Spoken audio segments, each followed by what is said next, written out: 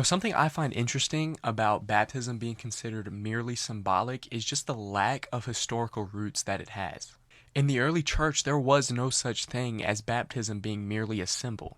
This doctrine did not really arrive until the early 1500s, around 1525. It came along with a guy named Ulrich Zwingli. I don't know how to pronounce this guy's name, but that's the one who really perpetuated the idea of baptism being just a symbol and not having salvific grace. What Zwingli said about this, and I'm paraphrasing here, is that if I may be pardoned, I can only come to this conclusion about baptism that the doctors of the church were in error from the time of the apostles.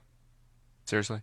Like, the doctors of the church, the great minds of the church, were in error, they were wrong about something concerning salvation from the time of the apostles, that would mean that the gates of Hades prevailed against Christ's church. This is quite a weird position to have, in my opinion, that the gates of Hades prevailed against Christ's church and that the doctors of the church were in error from the time of the apostles up until 1525 when Zwingli came and saved the day about a salvific matter. I honestly think that if people could see the lack of historical roots that most low church Protestant churches hold to, then they would become at least high church Protestant.